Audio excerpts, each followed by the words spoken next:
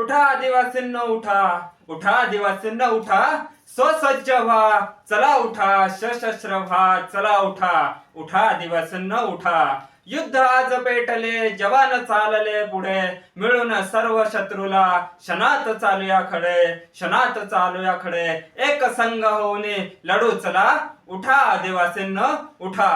नमस्कार, मी हितेश जाधव आपल्या थोडक्यात विषय या चॅनलवरती सर्वांचे मनपूर्वक स्वागत करतो. असेच नवनवीन विषयावरती जर तुम्हाला माहिती मिळवायची असेल तर आपल्या चॅनलला सबस्क्राईब करून ठेवा आणि अशाच प्रकारे तुम्हाला नवनवीन व्हिडिओ बघायला भेटतील. आज आपण बघणार आहोत पेशा कायदा. जो पेशा कायदा आहे तो आदिवासी गरीब समाज आहे, जो पीडित समाज आहे, त्यालाही इतर समाजाप्रमाणे त्यालाही शिक्षणाचा हक्क भेटावा, त्यालाही त्याचे अधिकार मिळावे यासाठी पेशा कायद्याची निर्मिती करण्यात आली. हा पेशा कायदा मुळात 1996 रोजी तयार झाला. त्याची जर आपण पूर्वापार म्हणजे पार्श्वभूमी जर बघायची ठरली तर पेशा या शब्दाचा आपण पहिल्यांदा फुल फॉर्म बघूया.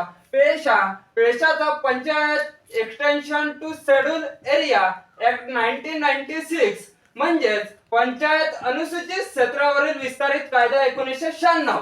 पण बघा, पहिल्यांदा तर पेशा कायदा नव्हता. त्याचा पेशा कायद्याची उत्पत्ती कुठून झाली आज आपल्याला सांगितलं जातं. आदिवासी क्षेत्रावरती जो पेशा कायदा लागू झाला त्याच्यानंतरच आदिवासींना अधिकार भेटले का? त्याच्या अगोदर आदिवासींचे काहीच नव्हतं का? त्याची आपल्याला थोडक्यात पहिले पार्श्वभूमी बघायला लागेल. मुळात आदिवासींना हा पेशा हक्क आहे तो त्यांनी स्वतःनेही कमावलेला आहे. म्हणजे जर बघायचं झालं तर 1895च्या दरम्यान इंग्रज आणि आदिवासी म्हणजे जे जंगलामध्ये आपले जे बंधू भगिनी राहत होते यांच्यामध्ये खूप मोठ्या प्रमाणात युद्ध झाले आणि त्यामध्ये सुमारे आपले 35,000 आदिवासी बांधव मारले गेले.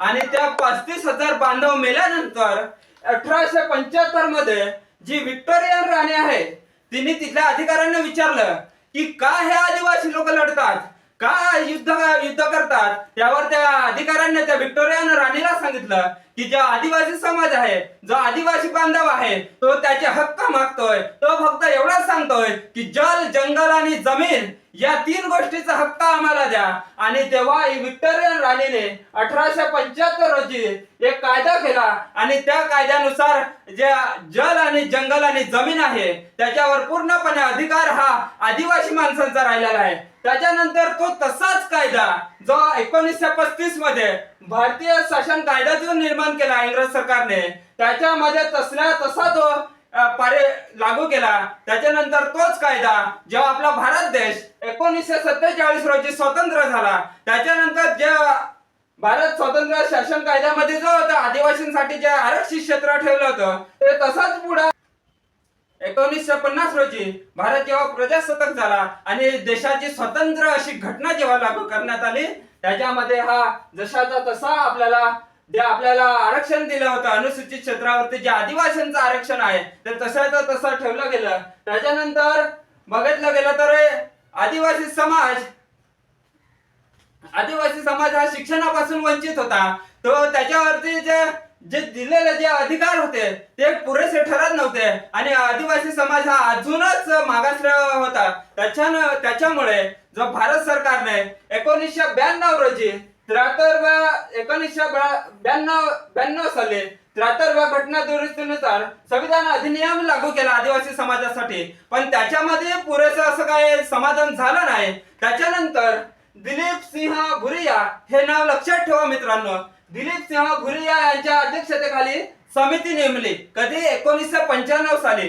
दिलीप सिंह भुरिया यांच्या अध्यक्षतेखाली 1995 साली एक समिती नेमली आणि त्या समितीने एक अहवाल जो आहे तो 1995 साली भारत सरकारच्या समोर ठेवला आणि त्याचाच इम्पॅक्ट समजावा लागेल. 24 डिसेंबर 1996 रोजी पेशा कायदा हा अंमलात आला. म्हणजे आदिवासी समाजाला इतर समाजाप्रमाणे तिथे जल, जंगल, जमीन आणि जो आदिवासी विद्यार्थी आहे, आदिवासी समाज आहे त्यालाही इतर समाजाप्रमाणे जगता यावं याच्यासाठी जो कायदा केला तो आहे पेशा कायदा. त्याची जी आहे ती 24 डिसेंबर 1996 रोजी पेशा कायदा हा अंमलात आणला गेला. यामध्ये पेशा कायदा हा अंमलात आणला गेला. यामध्ये सुमारे 10 राज्य आहेत. किती? 10 राज्य आहेत. त्याच्यामध्ये महाराष्ट्र, गुजरात, छत्तीसगड, हिमाचल प्रदेश, झारखंड, ओडिसा, राजस्थान, मध्य प्रदेश आणि आंध्र प्रदेश अशा 10 राज्यांची याच्यामध्ये पेशा कायदा हा 10 राज्यामध्ये लागू करण्याचा शासनाने निर्णय घेतला. पण हा केंद्र शासनाचा हा निर्णय आहे तो स्वतःच्या हातामध्ये न ठेवता तो राज्याच्या हातामध्ये दिला. म्हणजे जर पेशा कायदा जर एखाद्या राज्यामध्ये अंमलात करायचा असेल, अंमलात आणायचा असेल, तर तो पूर्ण अधिकार हा त्या राज्य सरकारकडे दिलेला आहे. म्हणून हे पेशा कायदा हा सर्व राज्यामध्ये पाहिजे तितक्या पद्धतीने किंवा जाणीवपूर्वक हा लावलेला गेलेला नाही. यासाठी राज्य सरकार हे म्हणजे डगमग करत आहे. त्यामध्ये जर पेशा कायदा हा पहिल्यांदा जर कुठल्या राज्यात जर लागला गेला असेल तर तो सर्वात प्रथम जो आहे तो मध्य प्रदेश मध्ये लागलेला आहे. त्याच्यानंतर आपलं महाराष्ट्र राज्याचं दुर्भाग्य समजावं लागेल किंवा आपल्या आदिवासी समाजाच्या महाराष्ट्रातल्या दुर्भाग्य समजावं लागेल. आपल्या महाराष्ट्र सरकारने महाराष्ट्रामध्ये हा कायदा 2014 साली लागू केला. म्हणजे आपला भारत देश स्वतंत्र झाला 1947 रोजी आणि तिथून सुमारे 64 वर्षानंतर महाराष्ट्रामध्ये 2014 रोजी हा कायदा लागू करण्यात आला. त्यानंतर जर आपल्याला हे कुठल्या अनुसूचीनुसार किंवा कुठल्या कलमानुसार जर आपल्याला हा कायदा लागू केला गेला आहे तर तो कलम नंबर आहे 244. त्याच्यामध्ये 244 नंबरचं जे कलम आहे ते अनुसूचित क्षेत्र व आदिवासी क्षेत्र आणि त्याच्यामध्ये आपल्याला जर 5वी अनुसूची आहे त्यानुसार आपल्याला हे अनुसूचित क्षेत्र म्हणजे पेशा कायदा हा लागू झालेला आहे. त्याच्यामध्ये भाग ए, भाग बी, भाग सी, भाग डी अशा पद्धतीने हे आपल्याला राज्य घटनेनुसार हे संविधानिक स्वरूपात हे आपल्याला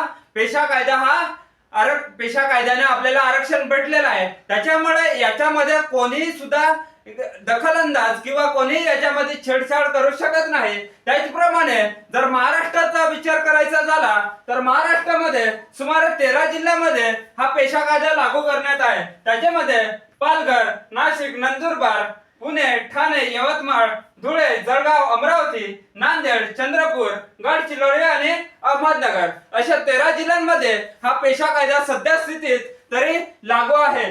या पेशा कायद्याचा मूळ उद्देश म्हणजे इथला जो मूळ आदिवासी आहे त्याचं रक्षण झालं पाहिजे, त्याच्या संस्कृतीचं रक्षण झालं पाहिजे, त्याला जो मागास आदिवासी आहे त्याला इतर समाजाप्रमाणे आहे त्याच्या प्रवाहात आणलं पाहिजे. याच्यासाठी म्हणजे पेशा कायदा लागू करण्यात आला आहे. यामध्ये सगळ्यात जर महत्वाचा विषय असेल तर जी ग्रामसभा आहे त्या ग्रामसभेला सर्वात मजबूत बनवलेला आहे. म्हणजे सगळ्यात ताकदवर जर काय कोणाला बनवले असेल तर ग्रामसभेला पेशा अंतर्गत इतके काय अधिकार दिलेले आहेत की त्यामध्ये कोणी देखील दखलंदाज करू शकत नाही. त्यामध्ये जर पहिला बघितला तर जे काही नियम आहेत आपल्याला पेशा कायद्यानुसार आहेत जे त्याच्यामध्ये शांतता व सुरक्षा व तंटामुक्तीचे जे अधिकार आहेत ते ग्राम सभेला दिलेला आहे. तुमच्या गावामधले जर वाद असतील, विवाद असतील तर ते सोडवण्याचे अधिकार आहे पूर्णपणे ग्राम सभेला दिलेले आहेत. त्याच्यानंतर नैसर्गिक साधन संपत्ती व शेती जमीन यांचे व्यवस्थापन. जी नैसर्गिक साधन संपत्ती आहे जे जंगलामध्ये पिकणारं जे तुमचं उत्पादन आहे ते विकण्याचं, ते जोपासण्याचं, त्याच्यामध्ये साग झाला, मोह झाला किंवा अशा अनेक जे पदार्थ आहेत ते विकण्याचे, त्याचे उत्पादन करण्याचे, बांबू झाला त्याचे उत्पादन करण्याचा अधिकार हा पेशा अंतर्गत म्हणजे तिथल्या ग्रामपंचायतीला म्हणजे ग्रामसभेला दिलेला आहे. त्याचबरोबर तिथल्या जमिनीचं व्यवस्थापन म्हणजे ती 2006चा आपला जो वन हक्काचा कायदा आहे. जर एखादा आदिवासी जर एखादा कष्टकरी जर ती जमीन 2006च्या अगोदर पासून जर राबत असेल, कष्ट करत असेल, ती जमीन आहे ती 2006च्या वन हक्क कायद्यानुसार ती त्याच्या नावावर होते. त्याचबरोबर तिथली जमीन आहे ती इतर बिगर आदिवासींना आपण विकू शकत नाही. त्याचबरोबर आपल्या गावामध्ये एखादी जर जलस्रोत असेल तिथली जी मासेमारी आहे त्याच्यावरती कुठलाही सरकारचा अधिकार नाही की तिथे तुम्ही पाणी पिण्यासाठी जा, तिथे तुम्ही मासेमारी करण्यासाठी जा असं तुम्हाला कोणी अडवू शकत नाही. तो पूर्णपणे अधिकार आहे तो ग्रामसभेचा आहे. त्याच्यानंतर खाण व खनिजे म्हणजे तुमच्या जर ग्रामपंचायतीच्या हद्दीत जर खाणकाम करायचं असेल, जर खोदकाम करायचं असेल तर त्याची सर्वप्रथम परवानगी ही तुम्हाला ग्रामसभेची घ्यावी लागेल. जर ग्रामसभेने जर नाकारलं तर तुम्ही तिथं कुठल्याही प्रकारचं खाणकाम करू शकत नाही. त्याचबरोबर मनुष्यबळ जर तुमच्या ग्रामपंचायत मध्ये जर लागत असेल तर ते कुठल्याच स्वरूपाचं आणायचं. जर बाहेरच्या गावाचा जर व्यक्ती तुमच्या गावामध्ये येत असेल कामासाठी तर त्यासाठी सर्वप्रथम त्याला ग्रामसभेची परवानगी घ्यावी लागते. हा मुद्दा सर्वात महत्वाचा आहे. तरच तो माणूस तुमच्या ग्रामसभेमध्ये ग्रामपंचायतीमध्ये काम करू शकतो. त्याच्यानंतर मादक द्रव्य नियंत्रण, जर तुमच्या गावामध्ये जर दारूबंदी करायची असेल किंवा दारूचं दुकान टाकायचं असेल तर त्याचे सर्वप्रथम जी परवानगी आहे ती ग्रामसभेकडून घ्यायची असते. त्याच्यानंतर 7वा आहे कारखाने.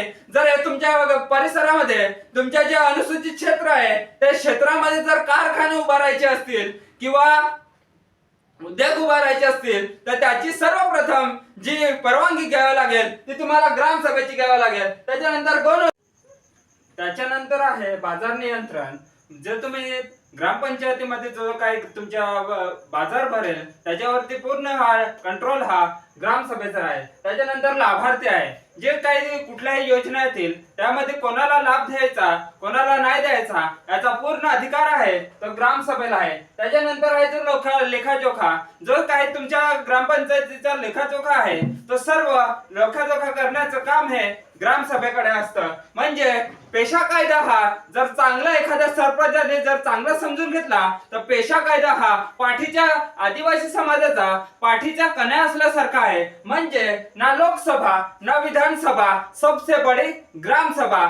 असं जर म्हणजे जर पेशा कायदा जर पूर्णपणे समजून घेतला, आता पूर्ण मला सांगता येणार नाही पण तुम्ही सगळ्यांनी पेशा कायदा पूर्णपणे वाचावा. त्याच्यानंतर आता जे पोरांचं पेशा भरती बद्दल जे आंदोलन चालू आहे ते कुठल्या कायद्यानुसार भरलं जातं तर ते भरलं जातं राज्यपालांच्या नियुक्तीखाली TSC म्हणजे ट्रायबल ऍडवाइस कंट्रोल याच्या खाली सामान्य प्रशासनाच्या खाली आपल्याला 17 सवर्गाची जी पदं आहेत ती भरली जातात. त्यामध्ये जी 17 सवर्गाची पदं आहेत ती कोणकोणती आहेत ते आपण बघूया. पोलीस पाटील, कामाठी, प्रयोगशाळा परिचय, तलाठी, सर्वेक्षण, ग्रामसेवक, अंगणवाडी पर्यवेक्षक, शिक्षक, आदिवासी विकास निरीक्षक, कृषी सहाय्यक, पशुधन पर्यवेक्षक, सहाय्यकारी परिचारिका व प्रसविका, वनरक्षक, कोतवाल, बहुउद्देशीय आरोग्य सेवक, 16वा आहे वन अन्वेषक, 17वा आहे स्वयंपाकी. अशी जी 17 पदं आहेत ही केवळ आणि केवळ अनुसूचित क्षेत्रासाठी म्हणजे तिथे असणारे जे आदिवासी समाज आहे त्याच्यासाठी ही राखीव ठेवण्यात आलेले आहेत. अशीच माहिती तुम्हाला पाहिजे असेल तर आपल्या चॅनलला सबस्क्राईब करून ठेवा.